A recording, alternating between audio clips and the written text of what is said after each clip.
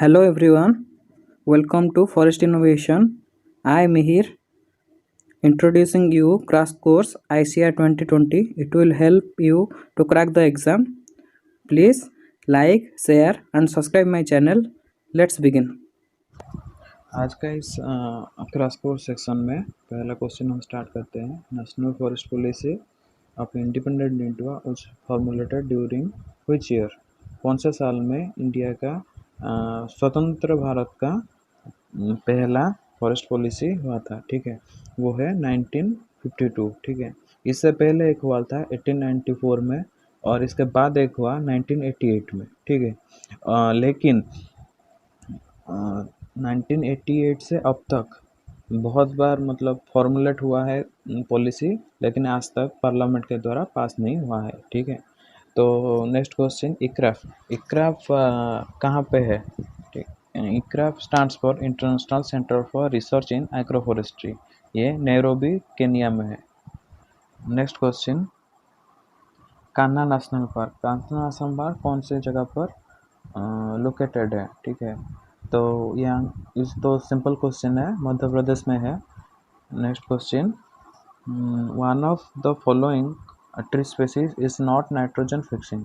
इनमें से कौन सा नाइट्रोजन फिक्सर नहीं है? तो वो है आजाडिरेक्टा इंडिका, नीम। नीम को छोड़कर बाकी जो सारे प्लांट है वो नाइट्रोजन फिक्सर है, वो लेगुमिनस प्लांट है और वो उनका क्या रहता है ना, राइजोबियम करके एक बैक्टीरिया रहता है जो कि उसको हेल्प करता है नाइट्रोजन फिक्सिंग करने के लिए। व्हेयरएज इन केस ऑफ नीम के जो है ना वो मोरासी फैमिली, सॉरी मिलियसी। यहाँ पे क्या होता है ना, जो नीम का जो पेड़ का रूट रहता है ना, वो किस किस बुक्स में लिखा है वो एक बैक्टीरिया का द्वारा अफेक्ट होके नाइट्रोजन फिक्सर करता है, लेकिन वो मोस्टली नहीं करता है। Whereas other species are leguminous plant, belongs to family Fabaceae and most involve in nitrogen fixation. ठीक है, आगे बढ़ते हैं। डालबर्जिया शिशु। डालबर्जिया शिशु इनमें से कौन सा कैटेगरी में आता है? वो एक लार्ज डेसिडुअस ट्री है। डेसिडुअस ट्री मतलब जो प्लांट पतझड़ देता है। ठीक है, उसका मतलब सीजन जब आता है उसका लीफ सेट हो जाता है कम्प्लीटली, उसके बाद न्यू लीव्स आता है, फिर फ्लावर आता है, फिर पॉड आता है, ऐसे करके उसका लाइफ साइकिल कंप्लीट होता है यहाँ पे। और मैंग्रोव फॉरेस्ट तो नहीं है डालबर्जिया शिशु, और आंसर है डेसिडुअस ट्री। नेक्स्ट क्वेश्चन की ओर जाएंगे। Eucalyptus is a genus of. यहाँ पे ओरिजिन पूछा गया है, कौन सा कहाँ से ओरिजिन है? वो है ऑस्ट्रेलिया से। और मेरा क्वेश्चन यहाँ पे एक रहेगा, भारत का कहाँ पे यूकैलिप्टस पहले इंट्रोड्यूस किया गया था? क्योंकि ये एक्जोटिक प्लांट है, तो इंडिया में पहले कहाँ पे किया गया था वो आपको कमेंट बॉक्स में लिखना है। Next question, wild life protection act was formulated इन।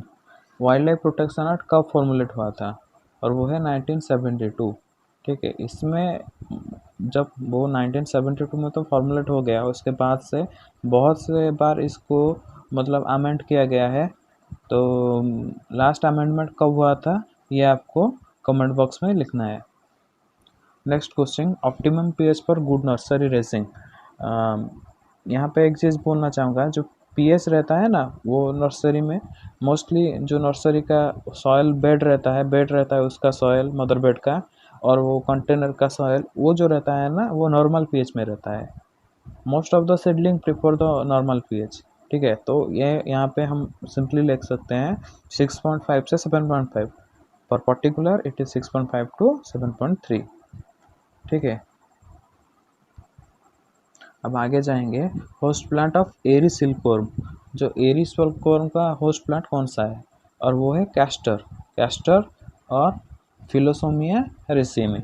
ठीक है, इसके अलावा और 3 डिफरेंट टाइप का सिल्कवर्म मिलता है इंडिया में, जैसे मलबरी सिल्कवर्म जो कि बम्बक्सी मोरी व मलबरी प्लांट में मिलता है, दूसरा है इंडियन टसर सिल्क, तीसरा है मुगा सिल्क।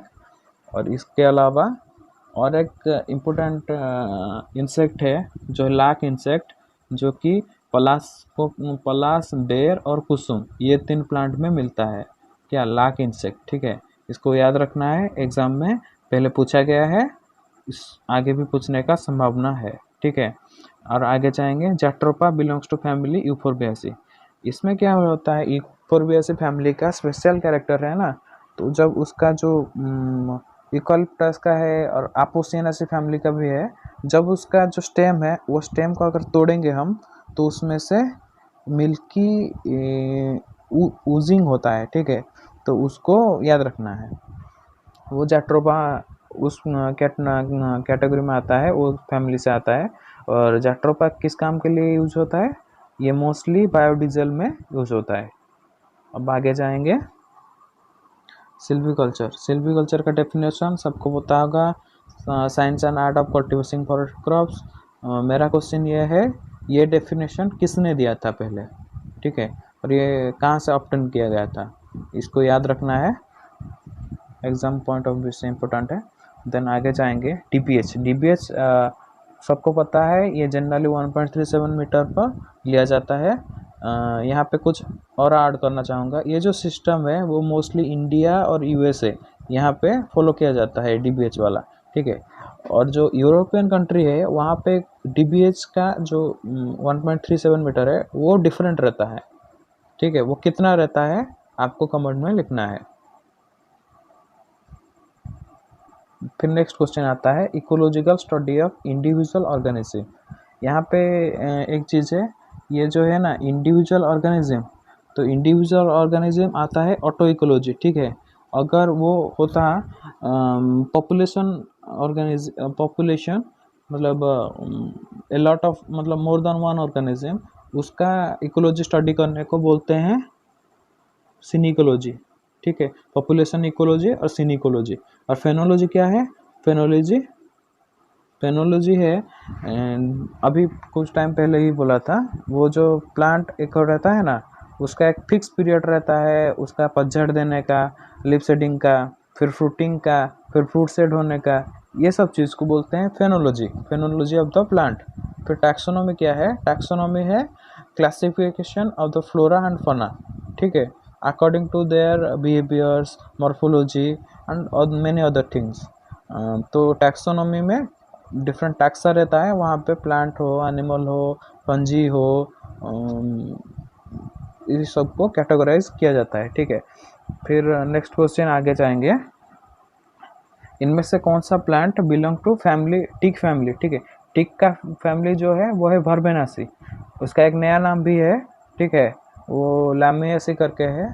तो कौन सा प्लांट उसी फैमिली से बिलोंग करता है? वो है मेलिना आर्बोरिया। ठीक है, फिर आगे जाएंगे।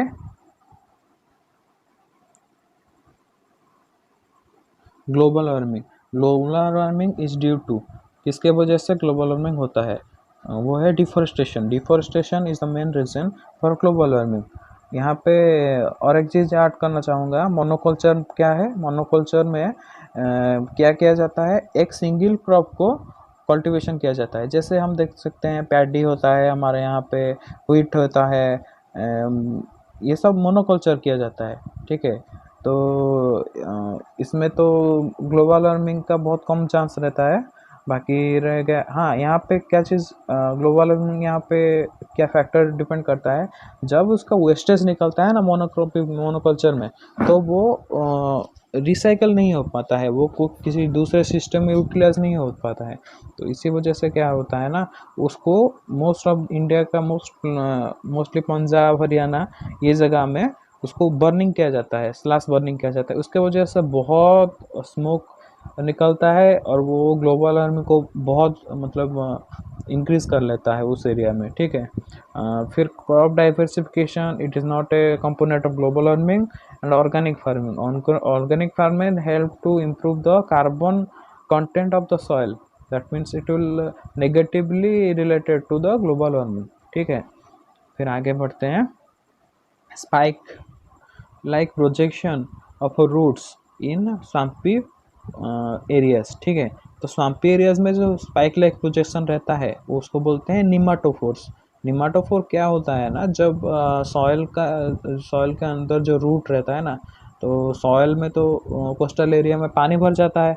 जब पानी भर जाता है तो रूट का रेस्पिरेशन नहीं हो पाता है, तो रूट अपने रेस्पिरेशन के लिए एक मॉडिफाइड रूट बनाता है। वही रूट का ही एक प्रोजेक्शन वो ज़मीन से मतलब एयर की तरफ रहता है, वो हेल्प करता है रूट को रेस्पिरेशन करने के लिए। ठीक है, तो उसका तो और ऐसे आँख नाक कान मुँह ऐसा तो नहीं है ना, तो वो रेस्पिरेशन करने के लिए निमाटोफोर का ही यूज़ करता है।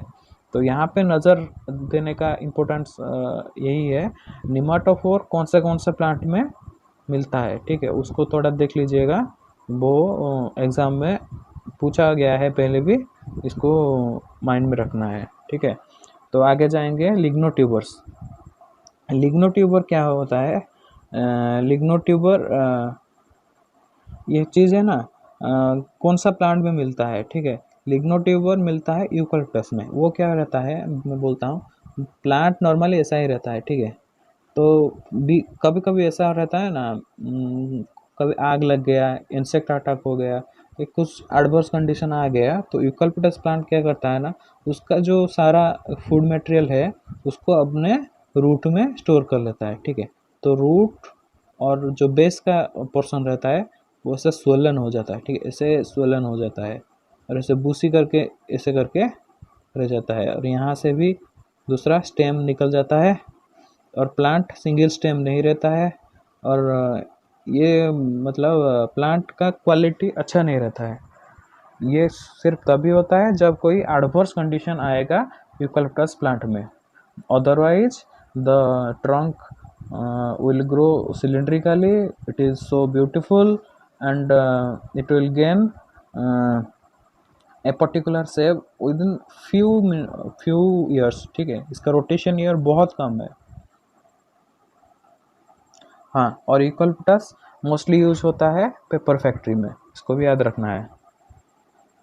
नेक्स्ट आता है फ्लावरिंग ऑफ फ्यू कॉल्म। ठीक है, फ्यू कॉल्म मीन्स स्पोराडिक फ्लावरिंग, और ऑल कॉल्म्स मीन्स ग्रीगरियस फ्लावरिंग। ये क्या होता है ना, मोस्टली बाम्बू में मिलता है। ठीक है, बाम्बू लोकेलिटी में मिलता है। इसमें क्या होता है, स्पोराडिक में जैसे मतलब बहुत सारे बाम्बू का पेड़ है, तो एक पेड़ में फ्लावर आ जाता है, फिर फ्रूट आ जाता है, तो ये होता है स्पोराडिक। और ग्रीगरियस में क्या होता है, पूरा कंप्लीटली वो एरिया का सारे बाम्बू का मतलब मैच्योरिटी आ जाता है और फ्लावरिंग आ जाता है, उससे बोलते हैं ग्रीगरियस। ये दोनों याद रखना है। Next question, soil have more than 15% exchangeable sodium and electrical conductivity less than 4 deci per second are called. ठीक है, तो ये जो चीज़ है ना, जो सोडियम एक्सचेंजेबल सोडियम, वो रहता है मोर देन 15 अल्कली सॉइल में। ठीक है, सलाइन सॉइल में रहता है 15, और एसिडिक सॉइल में लेस देन 15। और जो इलेक्ट्रिकल कंडक्टिविटी रहता है वो लेस देन 4 रहता है अल्कलाइन सॉइल में, सलाइन सॉइल में 4 रहता है, और एसिड में मोर देन 4 रहता है। ठीक है, इसको याद करना है। और ये वाला रिलेशन भी याद करना है, जो इलेक्ट्रिकल कंडक्टिविटी रहता है वो inversely proportional to the exchangeable sodium salts. ठीक है,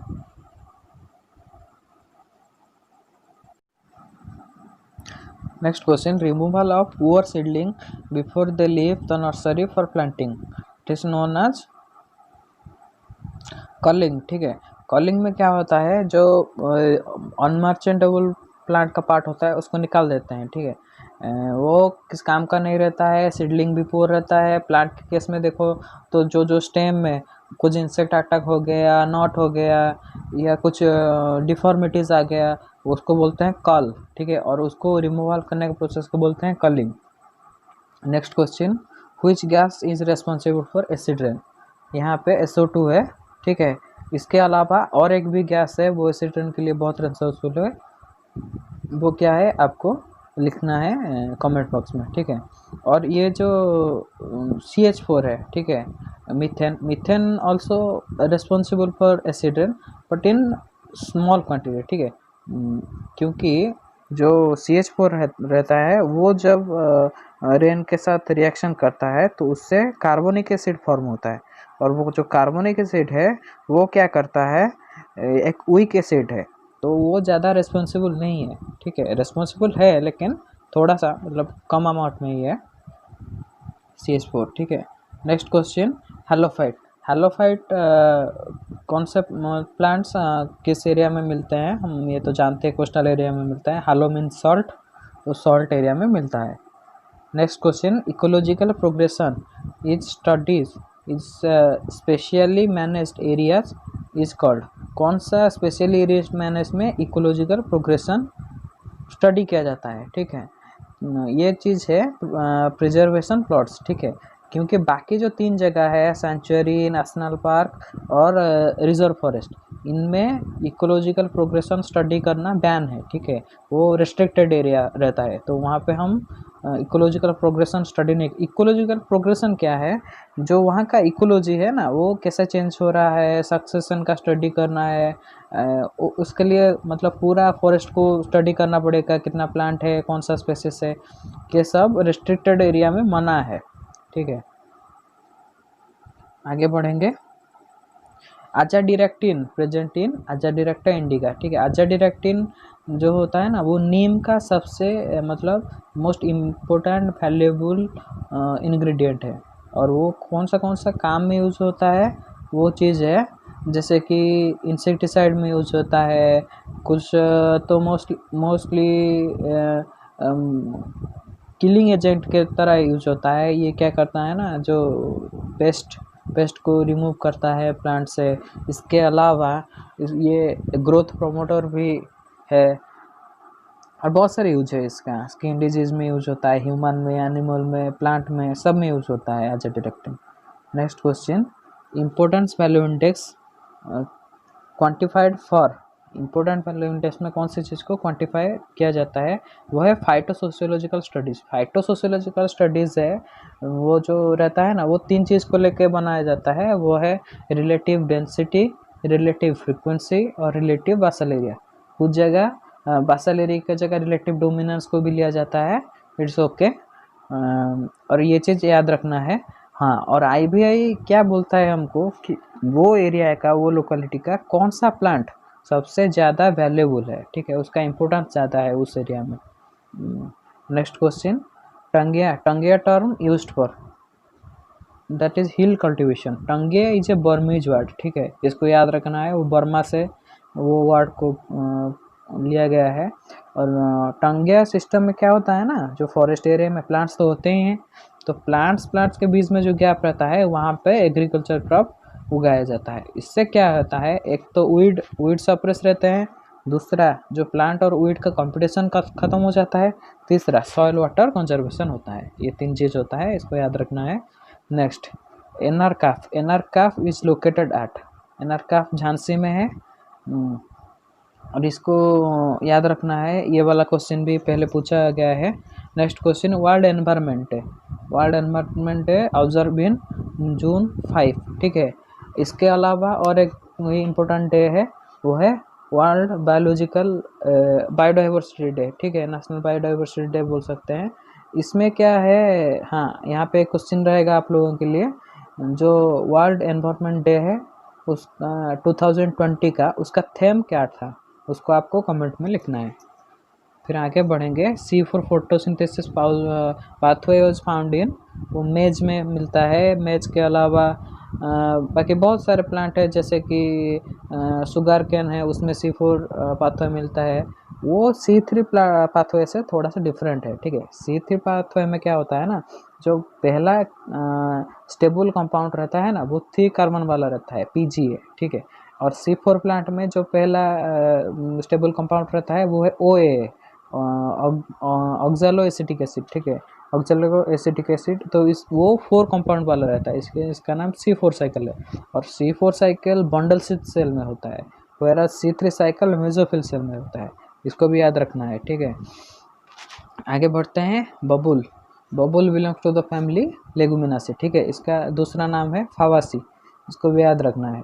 next question, Indian journal of agro forestry is published from. कहाँ से पब्लिश होता है? वो है झांसी से। जो पहले पढ़ा ना हम एनआर का, वहाँ से ही पब्लिश होता है ये। ठीक है, आगे बढ़ते हैं।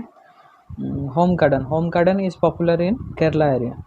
अभी तो ये ट्रेंड बन गया है, सब लोग घर पे उगा रहे हैं, कोरोना के टाइम बाहर नहीं जा पा रहे हैं, तो गुड हैबिट है, हेल्थ के लिए भी अच्छा है। हाँ, यहाँ पे कुछ और चीज़ मैं यहाँ ऐड करना चाहूँगा। होम गार्डन में कितना लेयर रहता है? वो है 3 to 4 लेयर रहता है। और होम गार्डन में क्या किया जाता है ना, सब कंपोनेंट रहता है वहाँ पे। एग्रीकल्चर रहता है, एग्रीकल्चर क्रॉप रहता है, फिर ट्री रहता है, फिर हॉर्टिकल्चर क्रॉप रहता है, एनिमल रहता है, उसके लिए फीड का लिए जो पास्चर टाइप का ग्रासेस वो भी रहता है। ठीक है, तो सब चीज़ रहता है। तो मेरा यहाँ पे क्वेश्चन रहेगा, होम गार्डन कौन सा एग्रीकल्चरल सिस्टम में आता है? ठीक है, next question, Paulownia is indigenous species of. कहाँ का इंडोजिनस स्पेसिस है? वो है चाइना का। और इसके बारे में ज़्यादा जानना चाहेंगे तो विकिपीडिया में मिल जाएगा। वो तो एक्जोटिक है। और मेरा यहाँ पे क्वेश्चन रहेगा, इंडिया में ये कहाँ पे इंट्रोड्यूस हुआ है? ठीक है, next question, first inspector general of forest of India, first IGF कौन है? ठीक है, यहाँ पे तो आंसर है डी ब्रांडिस। इनको बोलते हैं फादर ऑफ इंडियन फॉरेस्ट्री। ठीक है, क्योंकि इनके बाद से ही फॉरेस्ट डिपार्टमेंट का बहुत सारा इम्प्रूवमेंट हुआ है। ठीक है, और वो फोकस में आया है। फिर आगे बढ़ते हैं, वर्ल्ड फॉरेस्ट डे कब हम ऑब्ज़र्व करते हैं? वो है 21 मार्च को। ठीक है, पहले पूछा था एनवायरनमेंट डे कब ऑब्ज़र्व करते हैं, फिर अब है वर्ल्ड फॉरेस्ट डे। इसके बाद ये भी याद रखना है, बायोडाइवर्सिटी डे, ओजोन डे, इतना याद करना है। ठीक है, फिर आगे चलते हैं, अकासिया कौन सा लीव आता है? वो है बाइपिनेट लीव। बाइपिनेट लीव क्या होता है? वो रहता है ना, इसको बोलते हैं बाइपिनेट लीव, ऐसे करके। ठीक है, इसमें 2 तरह का रहता है बाइपिनेट में, अल्टरनेट रहता है, फिर अपोजिट रहता है। तो ये वाला अपोजिट रहता है अकासिया में।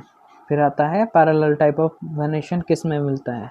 तो पैरेलल वेनेशन मिलता है बैम्बू में, मोस्टली मोनोसिया स्पेसिस में पैरेलल वेनेशन मिलता है। ठीक है, फिर दूसरा एक है रेटिकुलेट वेनेशन, वो किस में मिलता है? वो मिलता है डायोसियस स्पेसिस में। हाँ, एक्सेप्शन है, वो एक्सेप्शन भी याद रखना है। पैरेलल वेनेशन कौन सा डायोसियस स्पेसिस में मिलता है, और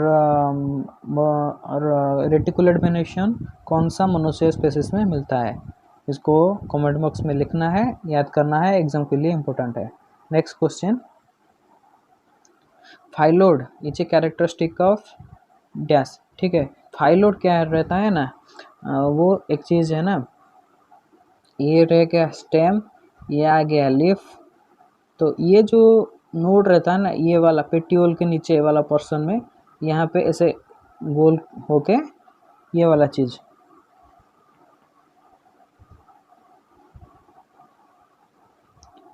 ये वाला चीज़ जो है ना, ये चीज़, इसमें क्या रहता है ना, ये वाला पोर्शन एक बल्ब करके एक छोटा सा मतलब ग्लैंड जैसा रहता है, इसको बोलते हैं फाइलोड। वो अकासिया स्पेसिस में ही देखने को मिलता है, और वो एक इम्पोर्टेंट कैरेक्टर है अकासिया स्पेसिस का।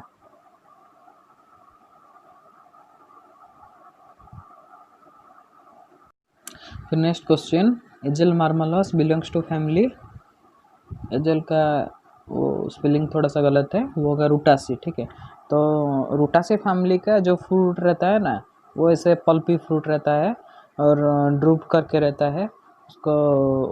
उसके अलावा और एक ऊडा फल है, वो भी रूटासी फैमिली का है, उसका फ्रूट भी ऐसे ही इसमें सेम रहता है। ठीक है, इसको याद रखना है।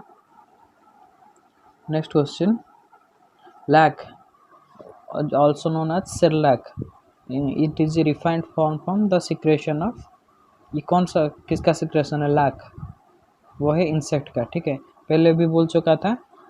वो कौन सा होल्स प्लांट है इसका याद करना है। वो है पलास, बेर और कुसुम, ठीक है, लास्ट इंसेक्ट। उसका साइंटिफिक नाम है कैरिया लक्का, ठीक है, और लूसीफेरा लक्का। ये दोनों याद करना है, ठीक है। नेक्स्ट क्वेश्चन आया, पाल्मा रोजा ऑयल इज ऑब्टेन फ्रॉम, वो है सिम्बोपोगन मार्टिनी, ठीक है। इसके अलावा वो जो भट्टीवर जिजानॉइड है वहाँ उससे भी ऑयल निकलता है, वो उसको बोलते हैं भट्टीवर ऑयल, उसका रूट से निकलता है। और ये जो सिम्बोपोगन मार्टिनी का इसका लिप से निकलता है, फिर सिम्नोफॉर्म फ्लेक्सोसस का भी लिप से निकलता है।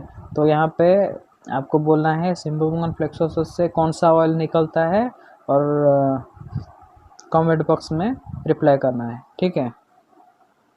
Next question, the most important physical characteristics of would is, इनमें से कौन सा मोस्ट इम्पोर्टेंट फिजिकल कैरेक्टर है, और वो है स्पेसिफिक ग्रेविटी। क्योंकि बाकी जो है स्ट्रेंथ है, इलास्टिसिटी है और ग्रेन है, वो सब स्पेसिफिक ग्रेविटी के ऊपर डिपेंड करता है, ठीक है। इसलिए वो है most important physical character.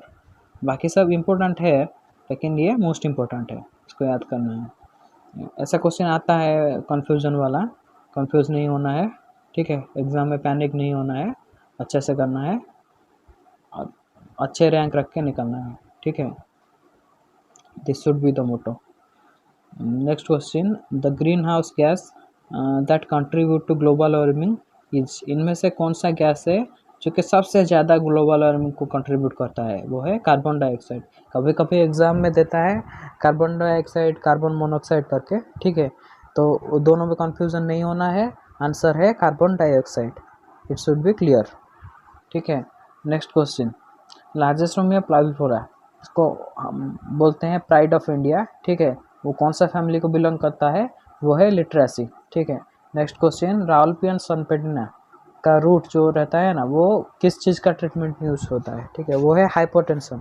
राउल्पिनिया means सर्पगंधा, सर्पगंधा का कौन सा पार्ट यूज होता है, इसको कमेंट में लिखना है, ठीक है। आगे बढ़ते हैं, बायोडीजल ऑब्टेन फ्रॉम, किससे ऑब्टेन होता है, आंसर है ऑल द एबव, ठीक है। जाट्रोपा से भी आता है, मंगामिया से भी आता है, मधुका इंडिका भी आता है, फिर कैलोफाइलम इनोफाइलम इसका भी निकलता है, ठीक है। तो ये सब बायोडीजल बनाने में यूज़ होता है। आपको याद रखना है इतना बस, कौन सा चीज़ मतलब कौन प्लांट का कौन सा पार्ट यूज होता है बायोडीजल में, ठीक है। और मोस्ट ऑफ द और वो आंसर है सीड कर्नल, ठीक है। कर्नल पार्ट, सीड का कर्नल पार्ट ही यूज होता है, ठीक है। फिर आगे बढ़ते हैं, normal forest is characteristics of sustainable yield, ठीक है। सस्टेनेबल ईल्ड जो रहता है ना, वो नॉर्मल फॉरेस्ट से ही मिलता है। नॉर्मल फॉरेस्ट क्या बोलते हैं ना, वो ट्रिनिटी नॉर्म को जो मानता है जो फॉरेस्ट, उसको बोलते हैं normal forest. Means normal growing stock रहता है, उसमें नॉर्मल इंक्रीमेंट रहता है, ठीक है, और नॉर्मल ग्रोथ रहता है उसका, ठीक है। वो है नॉर्मल फॉरेस्ट, और वो जिसको हार्वेस्ट करते हैं वो है सस्टेनेबल यील्ड। सस्टेनेबल यील्ड क्या बोलते हैं ना, हार्वेस्टिंग ए फॉरेस्ट एरिया और कूप और एनी प्लांटेशन इन ए परपीचुइटी। परपीचुइटी क्या रहता है ना, हर साल उससे हार्वेस्ट करना है। कितना हार्वेस्ट करना है, जितना उसका ग्रोथ है, एक साल में वो जितना बढ़ता है, या मतलब एक एरिया को 20 उसका रोटेशन एज के हिसाब से डिवाइड कर दिया जाता है। फिर इस साल इस कूप से किया ना, नेक्स्ट साल अदर कूप से करेंगे, नेक्स्ट साल अदर कूप से करेंगे, ठीक है। हर साल करना है, और जितना ग्रोथ है उसके हिसाब से ही करना है, ठीक है। इसको याद रखना है, उसको बोलते हैं सस्टेन यील्ड। यहाँ पे और एक टर्म में या ऐड करना चाहूँगा, वो है प्रोग्रेसिव यील्ड। मेरा क्वेश्चन है यहाँ पे, प्रोग्रेसिव यील्ड किसने दिया था, वो कमेंट में लिखना है। फिर नेक्स्ट क्वेश्चन, पिंक डिजीज किस में देखने को मिलता है, आंसर है यूकालिप्टस में। और मेरा यहाँ पे क्वेश्चन रहेगा, जो पिंक डिजीज रहता है, ठीक है, वो उसका कॉजल ऑर्गेनिज्म कौन है, इसको भी कमेंट में लिखना है, ठीक है। नेक्स्ट क्वेश्चन आएगा, नॉन कॉपी स्पेसिस इनमें से कौन सा है, वो है पाइनस कॉपीज नहीं करता है, पाइनस। और हाँ, यहाँ पे और एक चीज़ बोलना चाहूँगा, पाइनस एक मोनोसियस स्पेसिस है, और मोनोसियस स्पेसिस जितना रहता है ना, वो प्लांट जितना, ट्री का बोल रहा हूँ, ग्रासेस का नहीं बोल रहा हूँ, जितना ट्री रहता है मोनोसियस स्पेसिस, वो मोस्टली नॉन कॉपीसर होते हैं, ठीक है। और जितना ब्रॉड लीफ स्पेसिस रहता है वो सब कॉपीसर रहते हैं। और ये वाला जो टीक है, बाबुल है, यूकलिप्टस है, ये सबसे अच्छा कल्चर है। फिर आगे जाएंगे सिल्वीपास्टोरल सिस्टम। सिल्वीपास्टोरल सिस्टम में क्या होता है ना, 3 पार्ट रहता है, सिल्वीकल्चर रहता है, फिर ग्रासेस रहता है, फिर एनिमल रहता है। तो ये 3 पार्ट जहाँ पे रहता है वो है सिल्वीपास्टोरल सिस्टम, इसको याद करना है। कॉन्सेप्ट वाला चीज़ है, ज़्यादा इसमें सोचने का नहीं है। फिर tree species suitable for water logging area, वो है टर्मिनेलिया अर्जुना, ठीक है। इसके अलावा भी एक प्लांट है, वो है जामुन, ठीक है, जो कि डायबिटीज़ में यूज होता है। जामुन भी मिलता है वाटर लॉग्ड एरिया में। ये दोनों बहुत मोस्ट इम्पोर्टेंट है, इसको याद करना है। Next question, mangrove forest. Mangrove forest tree कौन सा है इनमें से, वो है राइजोफोरा। राइजोफोरा, हेरिटेरिया, ये सब मैनग्रोव फॉरेस्ट का प्लांट है। फिर आया next question, tree would powder. Tree would powder कौन सा मिलता है यहाँ पे, वो है सांटालम एल्बम का ट्री वुड पाउडर यूज होता है। मेरा यहाँ पे क्वेश्चन एक रहेगा, सांटालम एल्बम का मोस्ट इकोनॉमिक पार्ट कौन सा है, ठीक है। और यहाँ पे इसका एक्टिव एक इंग्रेडिएंट रहता है जिसके वजह से इतना अच्छा खुशबू आता है, वो है सेंटालिन, ठीक है, इसको याद करना है। Next question, one of the most important empty in Rajasthan. Empty है मल्टीपर्पज ट्री, ठीक है, कौन सा है राजस्थान का, वो है प्रोसोपस सिनारेरिया। इसके अलावा प्रोसोपस जूलिफ्लोरा भी है, ये मतलब रेगिस्तान एरिया में, ये डेजर्ट एरिया में अच्छा ग्रोथ भी होता है और मल्टीपर्पज यूज होता है। इसका स्टेम भी यूज होता है, लीफ भी यूज होता है, पॉड भी यूज होता है, हर कुछ प्लांट का हर पार्ट यूज होता है, ठीक है। Next question, hygrometer is an apparatus for measuring, क्या है, रिलेटिव ह्यूमिडिटी।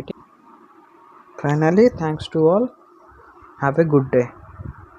प्रिपरेशन करते रहिए, पढ़ते रहिए।